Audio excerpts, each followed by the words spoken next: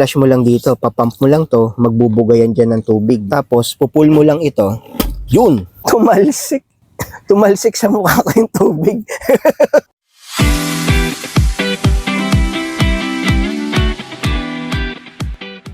Hi everyone!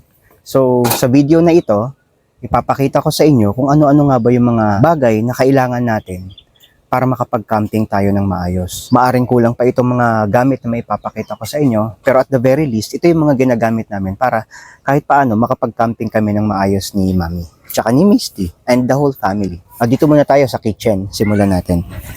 Siyempre, kapag magka-camping ka, kailangan mo magluto. So, isa sa pinakapangunahing kailangan natin ay itong kalan. So, nabili lang namin ito sa Save More. At that time, mga nasa 850 pa lang ito. Pero this time, nung nag-check kami recently, parang nasa 1,200 na siya. So, medyo may kamahalan na. So, ito. Tapos, ginagamitan ito nitong butane gas para magamit mo siya sa pagluluto mo. Madali lang naman gamitin yung butane gas. Merong mga instructions dito kung papaano. Pero ipapakita ko na rin sa inyo kung papaano. Just in case lang na wala pa kayong idea kung paano ito gamitin. Meron pa nakasaksak ditong butane gas eh. Ito. Yan. So, di ba mabibili ninyo itong butane gas. Ganito, meron niyang kulay red dito na takip. So, itatapat mo lang ito, yung pinakangipin niya. Yung bunging ngipin niya dito. Dito.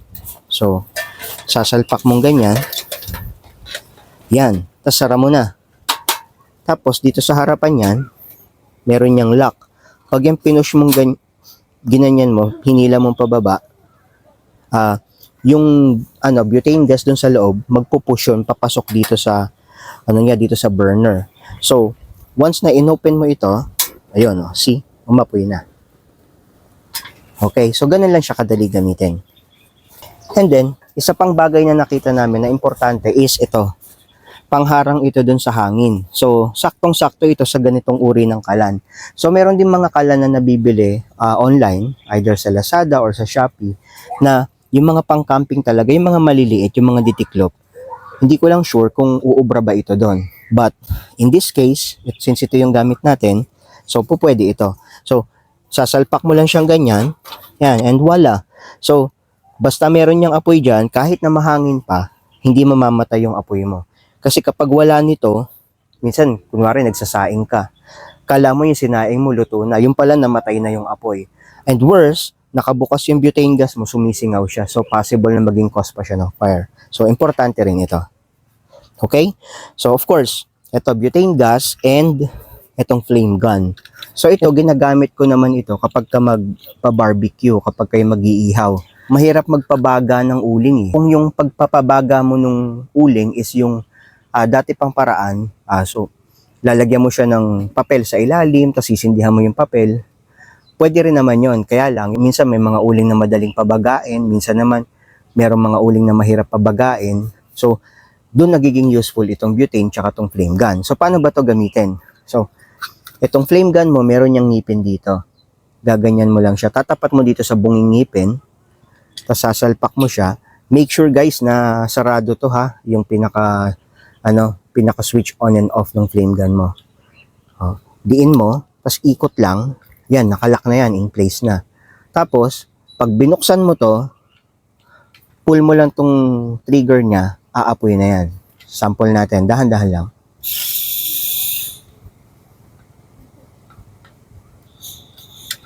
Ayan guys, yon.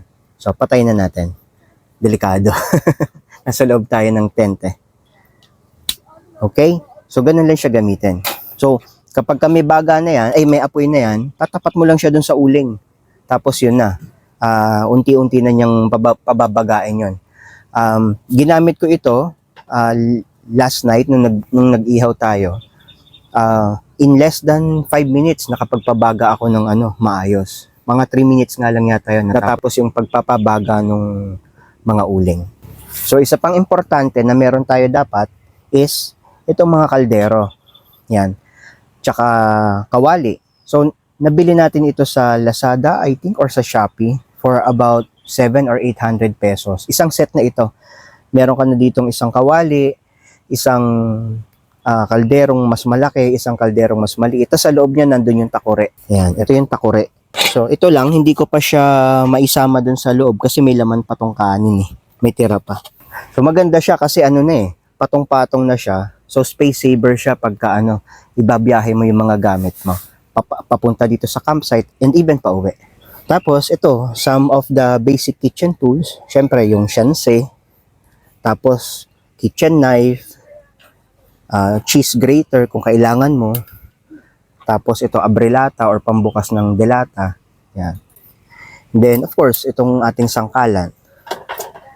Tapos, syempre pagka mainit itong mga kaldero mo, kawali, or yung takure, kailangan natin ito. Ang tawag ko dito talaga, patungan lang ng kaldero. So, nalaman ko lang kay mami na Dikin pala ang tawag dito. So, shout out kay Sir James Dikin. Wala lang. So, next. So, kung gusto naman ninyong mag-ihaw, eto, meron tayo ditong ihawan. Syempre, mga basic tools dun sa ihawan is ito, pampahid nung sauce dun sa iniihaw natin. And then of course, itong tong para maibaligtad natin ng maayos yung iniihaw. Then kung halimbawa, liempo yung yung iniihaw natin or iihawin mo, later on, pagka naluto yun, ito, panggupit para mas madali siyang kainin kasi bite size na lang. And then, meron tayo ditong ihawan. Ito. It can be easily assembled. No? Nabili lang natin to sa Lazada. Nakalimutan ko na yung price kasi medyo may katagalan na ito eh. So, ganyan siya. Actually, pwede mo nga rin tong mini fire pit eh, pag gusto mong gumawa ng mini bonfire. So, pwede na rin ito. So, yan. Madali lang itong i-disassemble. Tas maliit lang talaga. Very, very convenient siyang dalhin. So, papakita ko sa inyo. So, ito, yung parilya niya, itutupi lang yan ng ganyan, no?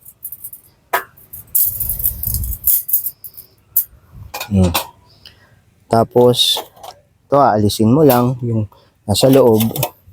Patong-patong na lang yan. Tapos itong pinakakatawan niya, natutupian ng ganyan, foldable. Tapos itong pinaka base niya, ayan, ganyan lang. Tapos meron tong lagayan na stainless din. Andun kasi sa loob ng ating utility box. Pero yan, ganyan lang siya kadali, ganyan lang siya kaliit. At very convenient talaga siyang dalhin. Another thing, syempre, dapat hindi mawawala itong ating ice box. Kasi, syempre, yung mga frozen natin or yung mga bagay na dapat i-keep nating malamig para hindi masira, dito natin ilalagay. So, lalagyan mo lang siya ng yelo, tapos dyan mo na ilalagay yung mga iihawin mo, yung mga frozen na lulutuin mo, yan para hindi kagad sila matutunaw.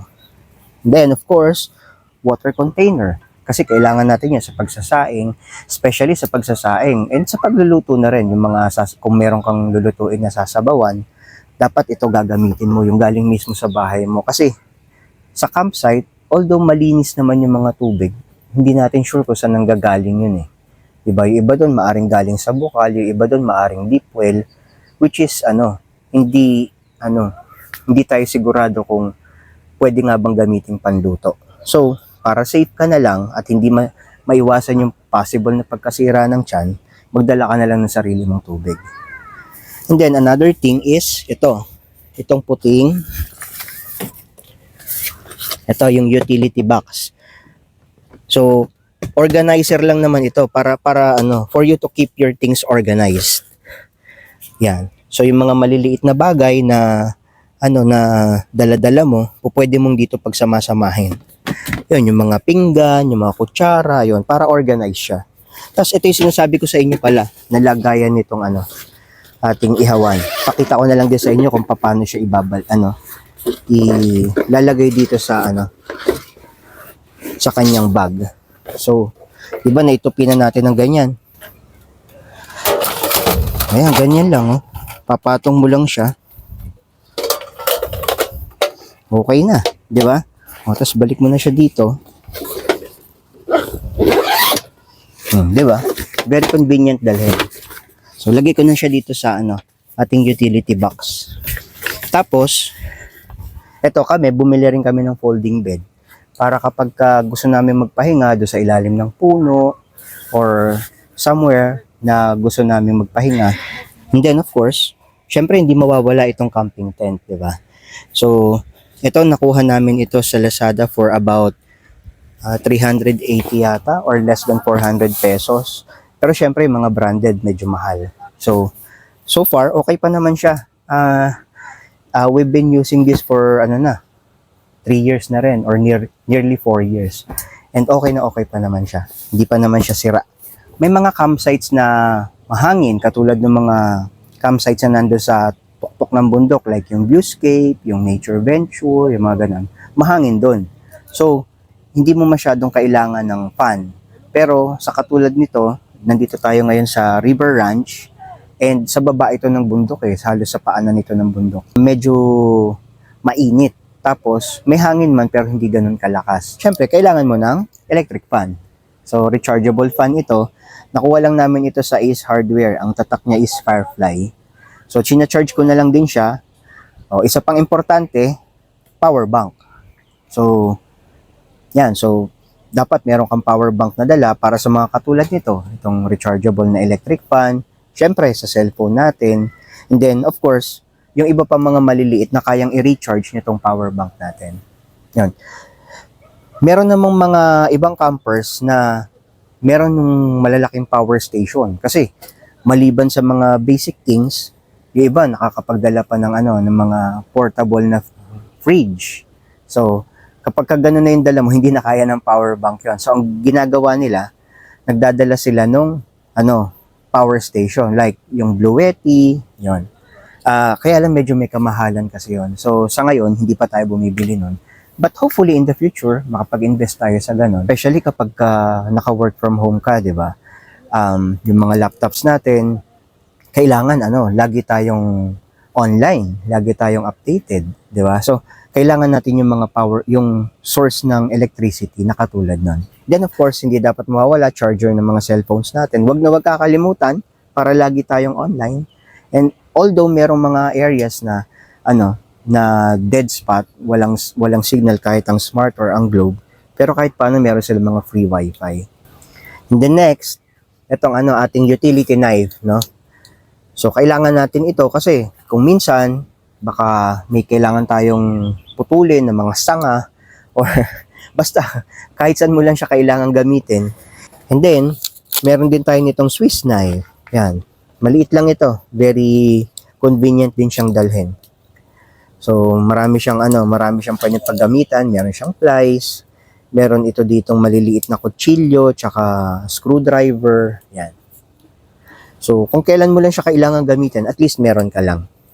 Tsaka maliit lang naman siya, so hindi siya ganun kalaking abala sa ating mga bitbitin.